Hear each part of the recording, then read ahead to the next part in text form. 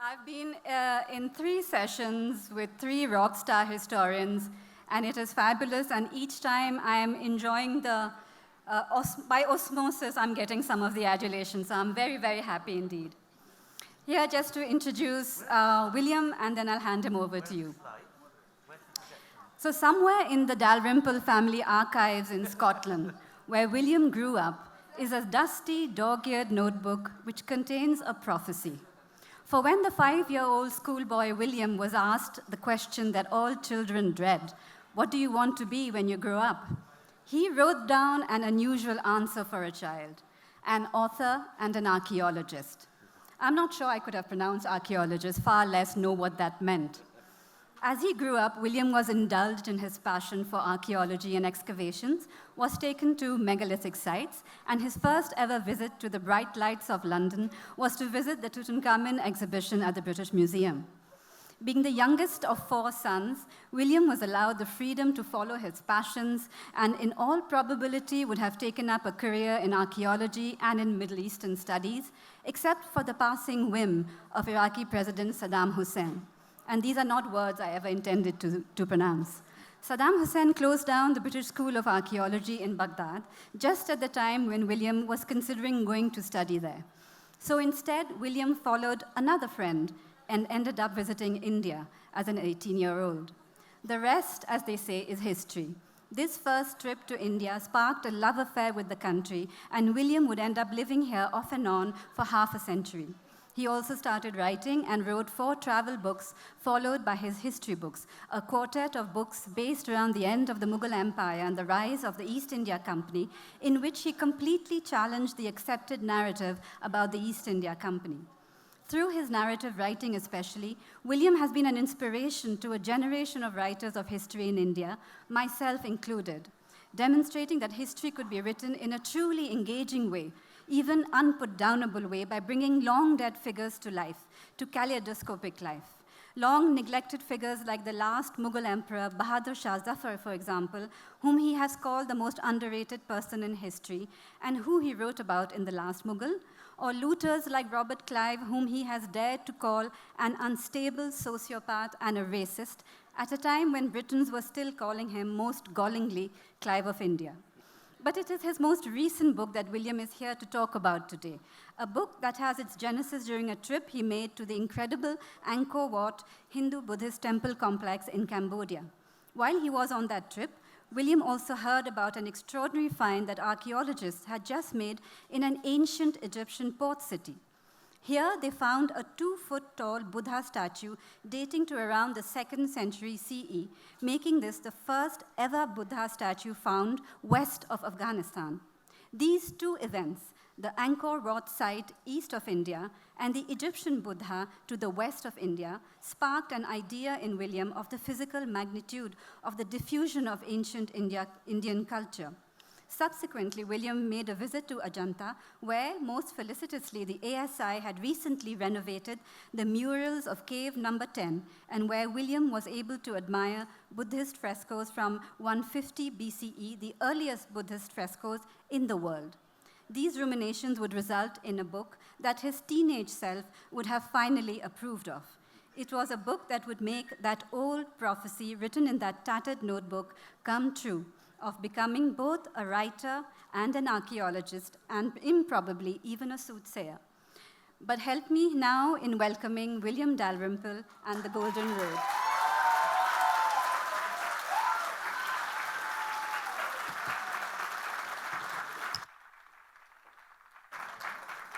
Thank you so much. I can't tell you how cheering that cheer is. I've spent the last 24 hours throwing up with a bad prawn. I've stumbled out of my bed onto this podium without really kind of being aware where I am. So to see you all out there and so enthusiastic is a wonderful boost. Thank you. And thank you, Ira, for that wonderful introduction. Ira's book, The Lion and the Lily, is a spectacular look at Lucknow, and I hope we'll all attend her session later on. Indian ideas, Indian philosophies, Indian mathematics, Indian art are among the crucial foundations of our world. Good start. India was one of the places in the globe that mankind puzzled out the answers to the big questions that troubled humanity. Why are we here? How do we live a moral life? How do we measure the world around us? How do we measure time? How do we measure space? What is the size of our planet? What's the relation of our Earth to the heavens? There were other places too which came up with these answers, notably ancient Greece and ancient China. But while the answers provided by ancient Greece were tom-tommed around the world by colonial powers, not just the British, but also the French, the Dutch, the Portuguese, the Spanish, so that to this day, ask any kid in North America about Archimedes, and he'll be able to come up, probably by the age of 5 or 6, about the story of Archimedes and his bath and Eureka and all that.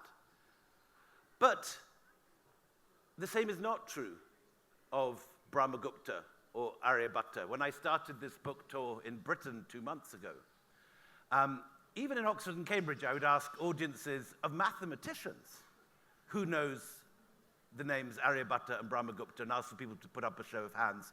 And 3 or 4 hands, all Indians, would go up, but no one else knows these names. It's extraordinary in the 21st century that this is so. There's also the answers provided by China, and China, I think, has been very good at putting out its version of events, the version of events whereby it is at the center of the world. Of all the ways in which it's managed to do this, this map, the idea of a Silk Road, is probably the most important. This seductive line running across the middle of Asia, connecting the Mediterranean with the South China Sea. Ancient Roman ports like Antioch, Tyre, Gaza, connected through Persia, through Central Asia, across the sand dunes of the Taklamakan to the Chinese courts at Luoyang and Chang'an. Since the 1980s, this idea has become accepted as a fact, and you often hear about it even here in India. But this is an idea which, as you can see very clearly from this map, completely erases India's contribution and its place at the center of the ancient world. I haven't made up this map. This was taken at random from one of there are 40 or 50 books a year written on the Silk Road. And this was randomly taken from one of those on my shelf at home. But looking at it carefully, you see that India, there's not a single port on that line. There's not a single city. There's only the Himalayas. And it gives the impression very, not even subtly, very clearly, that the action, that the real story of East-West relations, that the story of transcontinental trade, of the passage of ideas, was a story that took place between Rome and China, and of which India played no part at all. At this very moment in London, there's not one but 2 major exhibitions about the Silk Road. The Silk Road's at the British Museum. It's a wonderful show. It's a spectacular collection of objects brought together. And the idea of the Silk Road is itself, in its sense, a benign idea, breaking down the silos of nationalistic history, connecting East and West, creating a narrative of globalization centuries before we think globalization takes place. And yet, in its form there, representing the trade networks of the classical world during the time of Rome, I have become increasingly convinced that this idea is actually a lie, a monumental untruth. And the best possible demonstration of quite how wrong it is another map produced by the Oxford University Archaeological Department this year. If this is the trade routes, you'd expect signs of that trade to linger on in the archaeology. But let me show you, memorize this map for a second in your heads and compare it with the one that follows. This is the map of Roman coin hoards. Now, as you'd imagine, most Roman coins are in the Roman Empire, in Italy, in Spain, in France, in Greece, along the Mediterranean coast. There's a little trickle of Roman coins down the Nile, a scattering in Yemen, and a few more in Afghanistan. But not one Roman coin has ever been found in China. Compare that to India in the bottom right-hand corner. I hope you can see it on the right. Absolutely bright orange around Tamil Nadu and Kerala, because India was the principal trading partner of the Roman Empire, and the Roman Empire, the principal trading partner of India, at a time when Rome and India actually had not the faintest idea of each other's existence. No embassy ever left Chang'an for Rome. No embassy ever left Rome for Chang'an. No merchant ever made that journey. In fact, there's no evidence that there was any direct contact between the Roman Empire and that of China. And the idea of the Silk Road, in my mind, really kicks off with the Mongols in the 13th century. The Mongols smash a hole through the middle of Asia.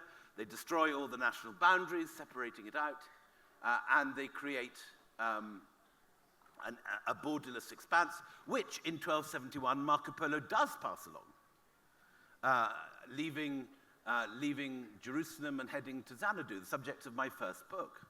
But that such a road existed in Roman times is just wrong. There was no trade directly between Rome and India, but between Rome and China, but between Rome and India, there was an enormous annual passage of goods and trades.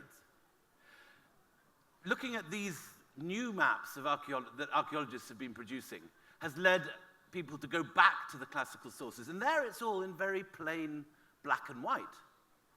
Pliny, a grumpy naval commander from North Italy, tells the story of how he complains that India, he says, is the sink of all the precious metals in the world, the drain of all the gold of the Roman world. And he's furious about it. He says he blames the immoral society ladies of Rome, rather like some right-wing editorials in this country might fulminate about Lutyens' Delhi. Pliny does the same sort of thing. And he said, these immoral women wearing this see-through textile, by which he means silk, and this terrible fashion among the young today to put black powder on their food, he means pepper. And he harumphs and harumphs, complaining about all this. And all the while, the gold of Rome is disappearing into Indian pockets. What I think people don't realize is that the notion of a Silk Road only dates from 1877. Invented by a German geographer called Baron von Richthofen. Not one ancient classical or Roman source talks about it. It first enters the English language in 1936 with the translation of a Swedish explorer's book of the Silk Road, Sven Hedin, a Nazi sympathizer. And by the time I was going to college in the 1980s, this was an idea that was beginning to turn up in, Silk Road carpet shops in Istanbul and Silk Road cafes in Tashkent and so on. So this is an invented idea, and we need to go back to the drawing board and completely reconfigure our idea of ancient trade routes and the ancient passage of ideas, and put India right at the center of it. I'm going to talk today about under three headings, if you like, about the three principal forms of Indian ideas which, in my view, completely changed the world. The first was the spread of Buddhism. Because there are so few Buddhists in India today, there is no cheerleaders for Buddhism as an Indian idea. And Buddhism is often thought of as something slightly exotic and other, foreign even, something to do with China or the Silk Road, ideas like that. Yet it is India's most successful soft power export of antiquity. It spreads in a matter of 200 or 300 years from India right through, up through Bactria and Afghanistan and Pakistan, through China, down through Korea, Japan, to the Philippines, Southeast Asia, Thailand, Cambodia, right up to Mongolia and Siberia. So that's the first heading. The second heading is the whole story of the spread of Sanskrit and Hinduism and ideas of Hindu kingship into Southeast Asia, so that between about 500 AD and 1200 AD, almost every major kingdom in Southeast Asia is Sanskrit literate, and many of them adopt a Hindu form of kingship. And stories from this part of the world, stories like the Ramayana, the Mahabharata, the great epics, become second nature to huge numbers of people in that entire swathe of territory. The third idea I'd like to talk about is the idea of mathematics and India's extraordinary contribution to the way that the world has enumerated itself. Indian numbers, the numbers we in the West call Arabic numbers because we got them from the Arabs, is arguably the nearest thing the world has to a universal language. And yet almost no one outside this country is aware that this was an Indian invention. How is this possible in the 21st century? But literally, you can go to Oxford and Cambridge and Harvard, tell people that the numbers they use are invented in India, and people will look blankly at you. So I think India has not done itself any favors in the way it's told its own story. And what I hope to do over the next half hour is just to give you a brief canter through the different ways that ancient India transformed the world. So we're going to start with Buddhism. The Buddha, of course, being a historical character, he lived in the mid-5th century BCE on the borders, born just over the border of Nepal, in Lumbini, receives his enlightenment in Bihar, at Bodh Gaya, and makes his first sermon at Sarnath, outside Varanasi. But one of the strange things about Buddhism is it's almost invisible for its first 200 or 300 years. There's nothing at all you can point to as an archaeologist, and no epigraphy or inscriptions for its first 250 years. And it's only with Ashoka that begins to change, where before there is silence, suddenly a waterfall of words begin to tumble down Ashoka pillars across the rock shelters of India, all the way from Kandahar down to the Deccan, down to this region. And Ashoka's decision to convert to Buddhism transforms the fate of what until then had been a relatively minor local faith among many faiths in the Gangetic Plains, competing with Jainism and other early forms of religion now disappeared. And the story of how Ashoka sends out what he calls on his pillars Dharma ministers, out not only through what is today India, but right out into the remains of Alexander the Great's Hellenistic empire in Asia Minor, right over as far as Cyrene in what's now Libya, is an extraordinary moment of transformation, and also then southwards to Sri Lanka. By 150 BC, you begin to get buildings like this, the extraordinary monastic remains at Bajja outside Pune, cut into a mountain and revealing the forms of the now lost ancient Indian architecture in wood and bamboo, which has long disappeared, but preserved here in simulacrum, carved out of wood. And here in the center, we have the first large religious spaces created to survive to the present day. These extraordinary viharas ending in the stupa, the symbol of the Buddha's presence. And with that comes all the rock monasteries of the Deccan, Ajanta. This is a bit later, Padmapani, this wonderful image of the Bodhisattva Avalokiteshvara with his lotus, Padmapani, and what the art historian Stella Kramrisch describes as a figure caught in a gale of stillness. Wonderful description. And on southwards to Anuradhapura in Sri Lanka, then probably the second largest city of the region after Pataliputra.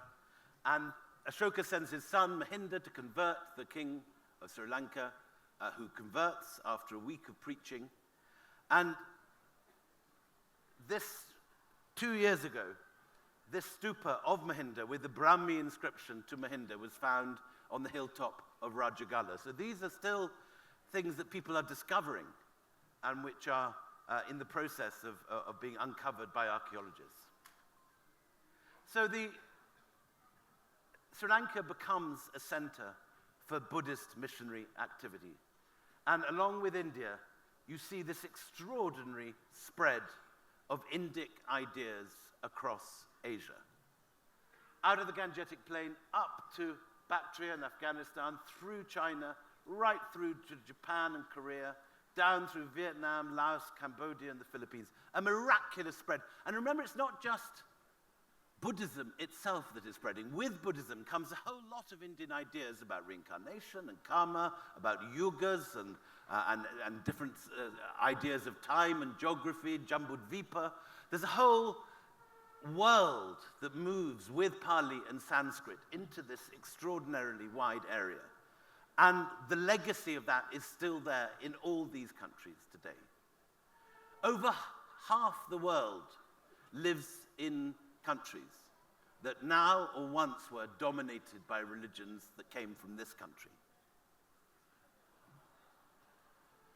And the amplitude, the spread of Indian religions is still growing to our understanding even today. 2 years ago, this head was found, as Ira said in her introduction, in an Isis temple, in a temple of the goddess Isis in Egypt, at a place called Berenike. And as multicultural an object as you could ever imagine. Here is a Buddha's head in a kind of vaguely Gandharan style, but carved on Proconessian marble from the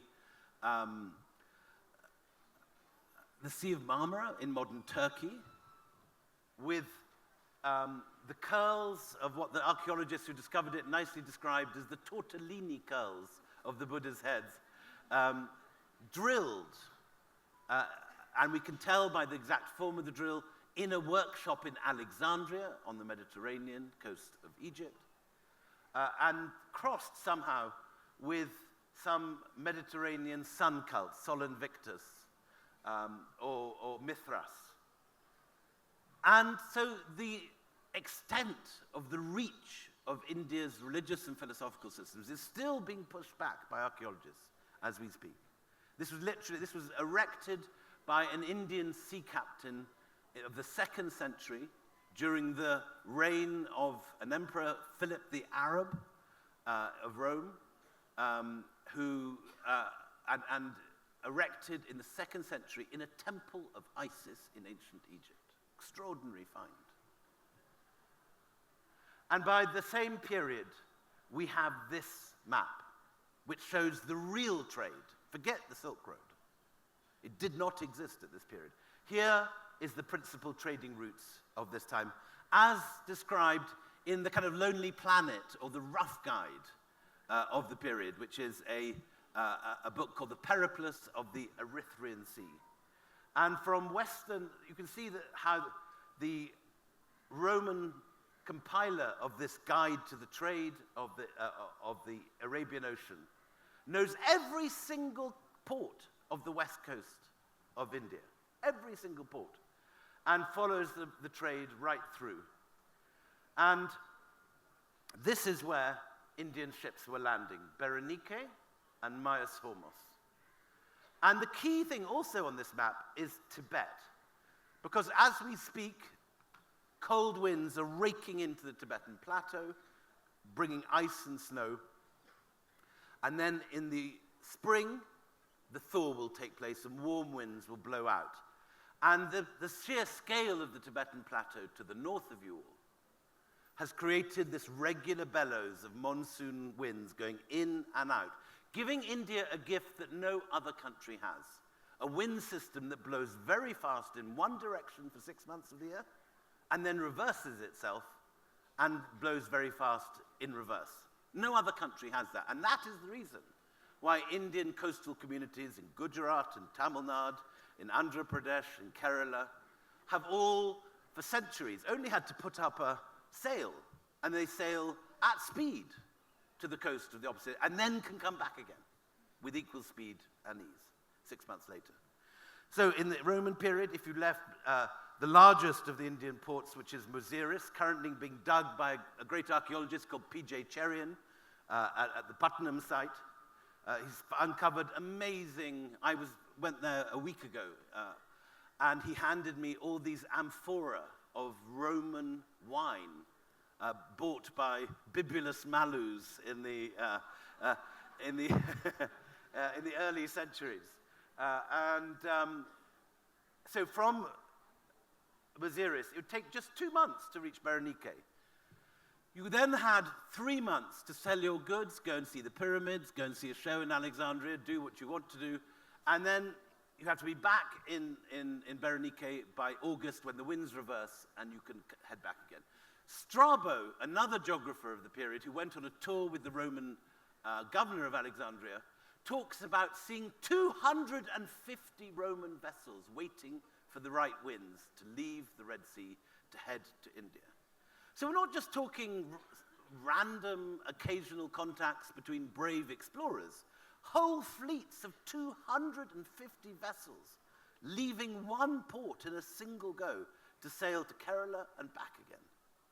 And this was a transformative thing for the Indian economy, because your ancestors, I'm ashamed to say, badly overcharged my ancestors for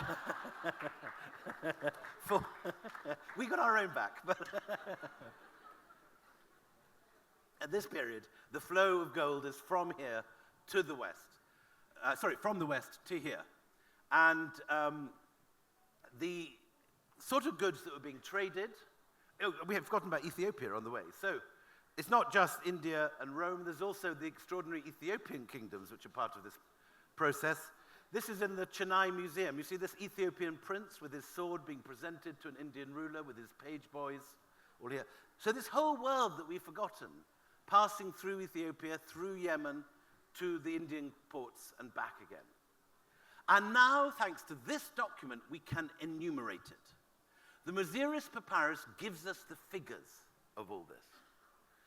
And it is discovered a few years ago in Egypt, now in Vienna, and it contains a shipping invoice for one cargo, one particular cargo of Indian goods leaving Muziris, leaving Kerala, and heading to Alexandria. What has astonished economic historians is how much your ancestors charged for their goods.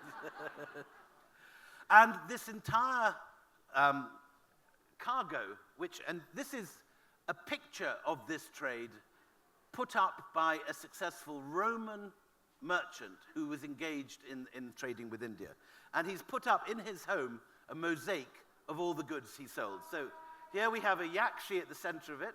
She's holding ivory that was probably the biggest single export, most lucrative export from India. She's wearing silk. Here's this immoral textile that Pliny doesn't like. And look, you can indeed see her leg underneath it. And here is that horrible black powder he doesn't like. This is pepper vines. And here is tigers and lions for the circus. Who's seen Gladiator 2? No Gladiator watchers. That's pathetic. Come on, Bangalore. Three what? Anyway, Gladiator 2, there's a rhino, which possibly came from India in the Colosseum. And also malabathrum, which is something used in scent making.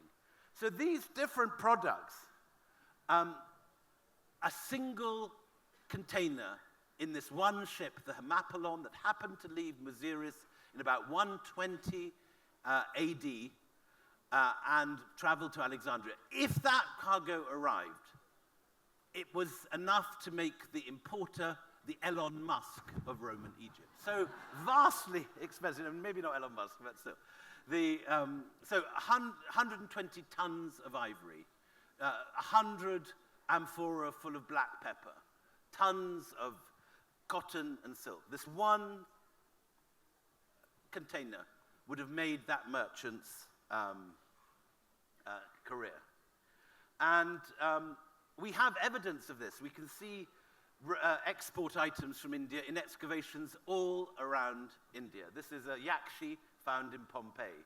But we also find, of course, the reverse. These are fancy export glass beakers from Alexandria found in, of all places, Bagram in Afghanistan. And here we have a gladiator. Here we have Russell Crowe again. We've got the Pharos Lighthouse and the wine harvest. And what you have coming in reverse is many items of Roman and Coptic art. So here we have a Coptic papyrus showing Christ and his disciples. And here we have the Buddha and his disciples in Central Asia, in Gandhara, influenced, using exactly the same iconography. So there's a lot more contact between the two. And one of the big changes that this affects at this period is it creates, you find at this period, thanks to Roman art, the beginning of the Buddha ceases to be an iconic, depicted as a stupa, or the wheel of law, or a flaming pillar, and suddenly takes this form, so familiar to us today. He becomes a figure wearing a toga in the form of Apollo. And in the centuries to come, we get these incredibly classical Roman faces attached to bodhisattvas and Buddhas of the Gandharan style. Look at this is a statue of Augustus. Look at the drapery. Look how similar it is to the bodhisattva from Peshawar. So there's much more contact than we had realized in both directions. And both directions is important because while Indian ideas are going out in all directions at this period, there are also ideas coming in. And this is a period when India is incredibly open to outside influence. It's a cosmopolitan country that's taking in ideas as well as giving them out. It's not some hermetically sealed box of Indianness, as nationalist historians sometimes imagine ancient India. If you go to the Ajanta caves, you can see crowds of Greeks, Romans, Ethiopians, Parthians, Scythians in the crowd scenes. So everyone's coming to India because it's rich, because it's full of brilliant ideas, but it's not as if it's just one-way traffic, it's a two-way traffic. And that is the brilliance of ancient India. It takes in ideas and develops them, as well as giving them out. So heading on northwards, Buddhism heads into Afghanistan, through Bamiyan, and reaches eventually, by the 2nd century, China. And by the 4th and 5th century, we're getting the Gupta images of the Buddha from Mathura, influencing, sorry about this. Look at the way the cloth of the Bodhisattva is copied by the Chinese in Gansu, much more crudely, but based on Indian precedents. Likewise, we get in Indian Buddhist cave temples, murals similar to Ajanta, with Gandharvas and swimming deities, flying deities, out over the Buddhist murals of China. And by the 6th century, Buddhism has become one of the main religions at court. Underneath Confucianism and Taoism in prestige and number, but growing. And the guy who changes everything is this man, Xuanzang. The older among you will have learnt about him in school as Xuanzang in the old spelling. He's now meant to be pronounced Xuanzang. And Xuanzang came to India in the 660s with this backpack, longing to take home authentic Buddhist sources. And where did he go to find them? There was one place he had to go to, which is Nalanda, the great Buddhist monastery university. And so how important is this? Look at the plan. It's a courtyard, a cloister, and the cells of the scholars leading off that. Where do you see that today? In Oxford, in Cambridge, in Harvard. The plan of the university begins in India and passes through the Islamic madrasa to the Western world. But what most pleases Xuanzang is the library at Nalanda, 9 stories high, where he can learn not just the Buddhist classics, but the Vedas, logic, grammar, philosophy, medicine, metaphysics, divination, mathematics, Sanskrit, astronomy, and magic. And we know that people were coming from Japan, Korea, as well as China and Indonesia to learn in Nalanda. We have this copper plate, which records the foundation of a college at Nalanda, where a king of Southeast Asia gives an endowment to establish an expatriate college. So India is, at this period, a place that everyone is coming to for their education, for their learning. You don't go off to some fancy foreign university at this period. You come to Nalanda. You come to Bihar, of all places, as the main center of education. Apologies to any Biharis. Anyway, so when Xuanzang goes back, this character, Taizong, is in charge. And Taizong is dying. Xuanzang hopes very much he can convert him to Buddhism, but it doesn't happen. And instead, Xuanzang's great ally in the decades to come is probably a 15-year-old, fifth-ranking concubine called Wu Zetian. Now, Wu is quite a piece of work. You don't really get the impression of what she's up to in this Chinese image, but you do get a better idea in the Chinese soap opera. And she's a hottie. And Wu initially starts off as the concubine of this man, Taizong, but eventually manages to jump beds to his son, the Crown Prince, Gaizong, just in time, so that when Taizong dies, she's not put in a nunnery along with the other ex-queens and other ex-concubines. She ends up as the empress herself. And there's a whole lot of scandal. She gets pregnant with the emperor. She gives birth to the baby, and then the baby is discovered strangled. This finger of suspicion points to the chief concubine and to the empress. There's an inquiry, and both are found guilty of murder, are killed, and judicially, and Wu Zetian ends up empress in her place. She then manages to, certainly the emperor has a series of mysterious strokes, and Wu Zetian takes charge, and then when he dies, she's not put in a nunnery. Instead, she becomes the only female emperor in 3,500 years of Chinese imperial history. And her support comes from Buddhist monks trained at Nalanda, marshaled by Xuanzang. So you have this sort of Mahayana Buddhist coup d'etat led by Indian-trained monks at the heart of the Chinese court. An extraordinarily important piece of history because it's her that makes Buddhism the state religion of China, bringing with it a whole range of Indian ideas. And this, if you like, is the high watermark of Indian influence in the history of China. Never again will India have, for example, a man called Gautama Siddhartha as the chief astrologer at the Chinese court. So you have a whole load of Indian personnel actually in place in the court running this thing. Now, there's a reaction after she dies, and Confucianism and Taoism is brought back. But this, if you like, is the high watermark of Indian influence in China. And at the same time, we have a similar process taking place in Southeast Asia. We talked about how important Roman gold was to the economy of early India. So when Rome falls in the 5th century, there's an enormous economic crisis. You guys who barely had to get out of bed for 300 years. Rather like the Saudis with their oil. You just picked a few pepper vines off a vine or killed an elephant or two and sold the tusks.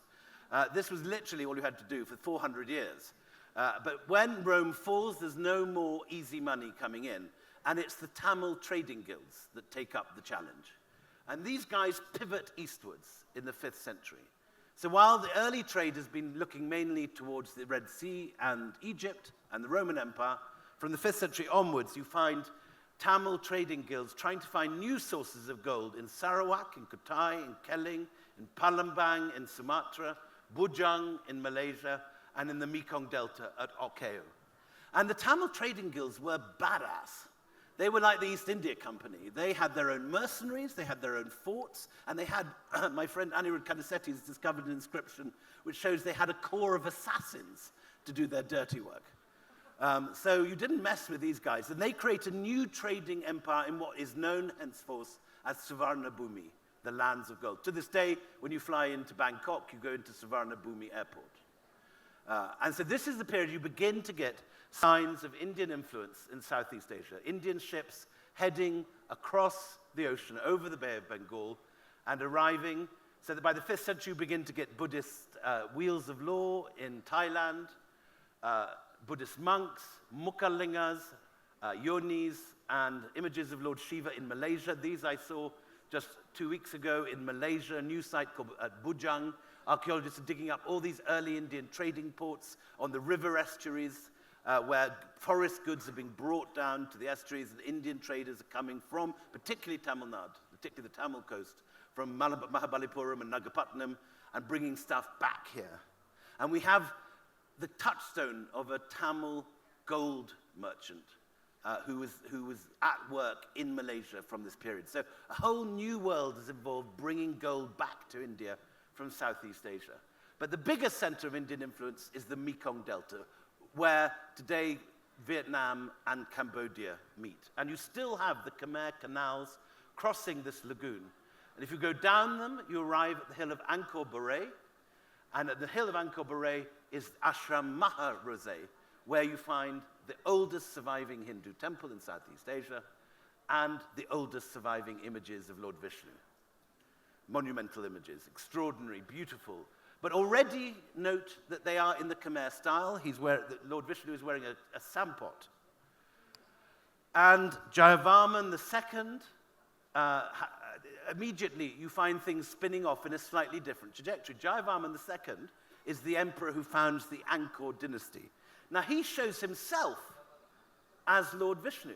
Here he is holding a discus and a conch. As far as I know, you never get a king in this country showing himself as deity. You have Rajaraja Chola being crowned by Lord Shiva, but you don't have Rajaraja Chola as Lord Shiva. So things are spinning off in a slightly different direction, and this is what's going on. You've got a ruler sitting under a baldachin with Brahmins around him, pouring water over him in an Abhisheka ceremony.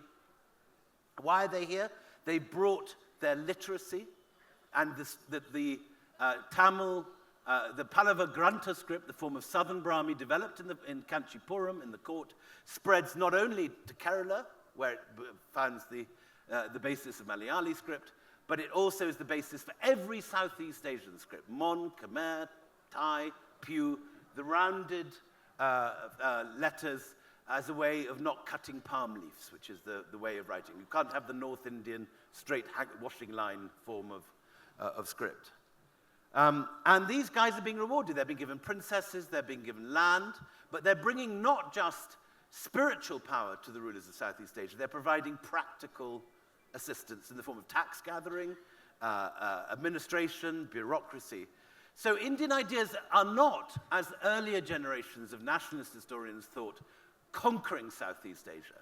It's not an empire of the sword. There are no Hindu colonies, as R.C. Majumdar termed his books. What you do get is you get Indians being invited in and transforming from within all the cultures of Southeast Asia. And that, in a sense, is what is remarkable about it. There are many, many empires of the sword in history, very few empires of the spirit. And this is what's so distinctive about the spread of Indian ideas.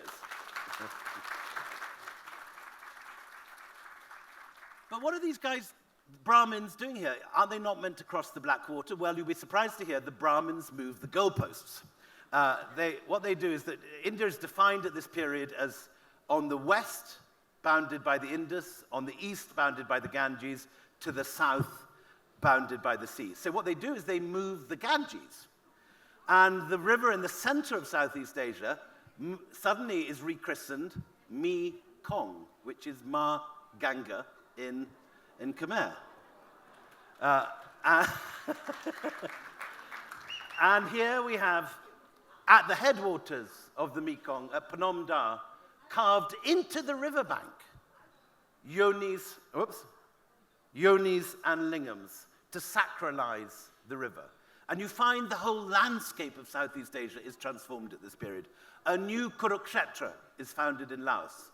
A new Ayodhya outside Bangkok. It's still there, Ayodhya. You have almost every major... Sorry to interrupt, we're on a time crunch. Okay, we're going to have to rush it out. We've got 5 more minutes. Yes. I have to rush to the end of this. So you have the whole of the landscape of Southeast Asia is renamed after Indian names. It's an extraordinary transformation. Indian temples, such as the Shore Temple at Mahabalipuram, are rebuilt with almost no change. This is the Mahabalipuram. This is Mahabalipuram. This is Gedong Songo in Java. And by the 9th century, you get larger Hindu and Buddhist temples in Southeast Asia than you do at home, because while this region is still split up between Cheras, Pandyas, Pallavas, Cholas, and all these different kingdoms competing with each other, you have 2 mega-states in Southeast Asia. The Khmer Empire, which don't tell Mr. Modi, but is probably the largest Hindu empire ever, and the Srivijaya, which is this enormous thalassocracy. So here we have this extraordinary building at Prambanan, the great temples there, with the first ever 120-section illustration of the Ramayana. 200 years before they appear illustrated at Hampi, you get them in Prambanan, and on a scale larger. By the 10th century, Borobudur is the largest Buddhist building in the world, built on this mandala plan, a 5-story step pyramid, an idea developed from an Indian building at Kazaria, now ruined and undug by the ASI, but produced on a massively larger scale in the island of Java. And finally, Angkor Wat, the largest Hindu temple in the world, built not in India, but in Cambodia. It's 4 times the size of the Vatican City, just within the outer blood. But, as Tagore says, everywhere I could see India, yet I could not recognize her, because it's begun spinning off into a slightly different form. And there's nothing quite like Angkor in India, nor in the central pillar do you have the ashes of the ruler, Suryavarman II. The cremation ashes are in the central pillar, which is more like a Buddhist stupa than anything in this country. So just to rush to the conclusion, numbers. So the greatest gift of India to the world, arguably, is the number system. We're now going back to about 600 in Madhya Pradesh, Chandragupta II, the Gupta era, the great golden age, the period of Kalidasa, the period also of the Kama Sutra, but the period when Aryabhatta comes and says, I dived deep for the lost jewel of knowledge and found it by means of my intellect. Aryabhatta calculates the exact circumference of the Earth, the exact distance between the Earth and the Sun. His ideas then get taken forward by Brahmagupta, sitting in Mount Abu in Rajasthan, meditating on Sunya, the void. He perfects the idea of zero. Zero as an absence had been there for centuries, as a placeholder. But as a number with its own properties, it gains a different power. And this is Brahmagupta's great contribution. He comes up with definitions of zero. It's the number you get when you take a number from itself, and so on. And these ideas spread out from India to the rest of the world. First of all, we find them in Southeast Asia. The earliest dated zeros, just this dot, in a stela in Cambodia, K127 in Siem Reap. By the 9th century, we have in Gwalior the very first example of the polo mint zero that we all use today. That is literally the first zero dated in existence. And this is a map that you should all be taught at school. Everyone in the world should be taught at school, but no one is. This is where we get our numbers from. They start off as the Brahmi numbers of the 1st century. They go through the Gwalior numbers I just showed you with the polo mint zero here. And then they split in 3. The Devanagari numbers are one stream. The East Arabic numbers used today in Saudi Arabia and Iraq and so on are in the middle. And these are the crucial West Arabic numbers taken in Morocco, which by the 16th century become the numbers we all use today. The nearest thing we have to a universal language. How does it reach the Middle East? It goes, and probably through a Disney character. Jafar, who's watched the Disney Aladdin? Many more than have seen Gladiator 2, I'm glad to say. So Jafar is actually a historical character. He's the vizier of Baghdad under Harun al-Rashid. He is from a family of hereditary Buddhist monks who convert to Islam and who are Sanskrit literate and trained in mathematics in Kashmir. As soon as they come to power in Baghdad, they call for the works of Brahmagupta and Aryabhatta to be brought, and they're brought in an embassy from Sindh in 776.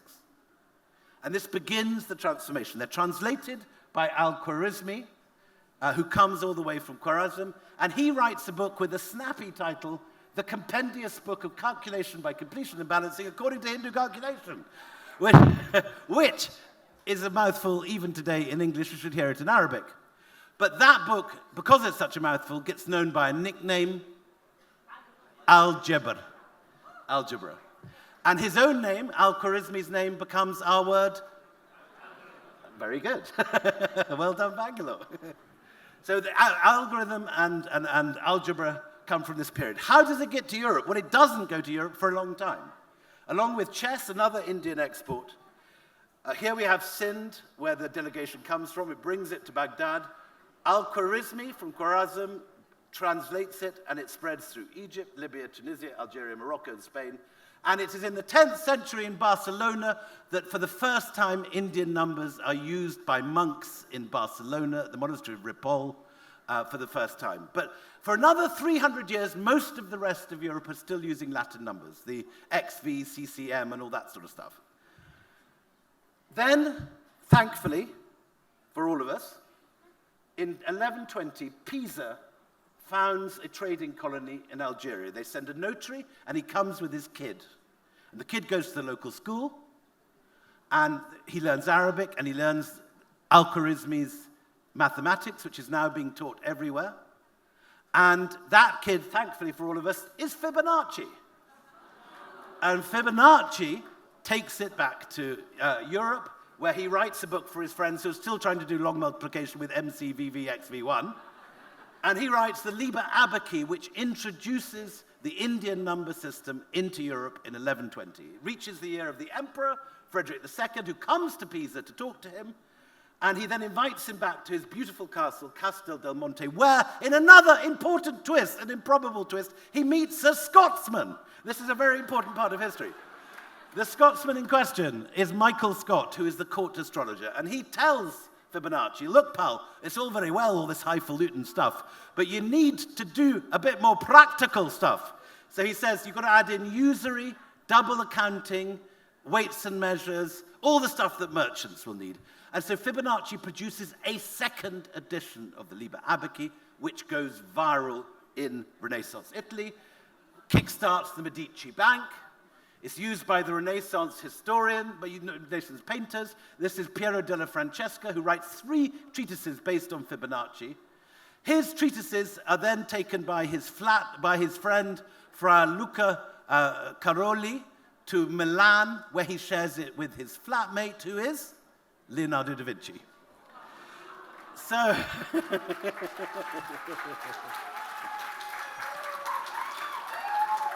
So we move in a great relay race from Aryabhatta sitting in Pataliputra in the 5th century. It passes to Mount Abu with Brahmagupta in the 6th century, to Baghdad in the 8th century, to Fibonacci in Algeria in 1120, and from there out to the world. Unfortunately, it also reaches England and causes the founding of the East India Company.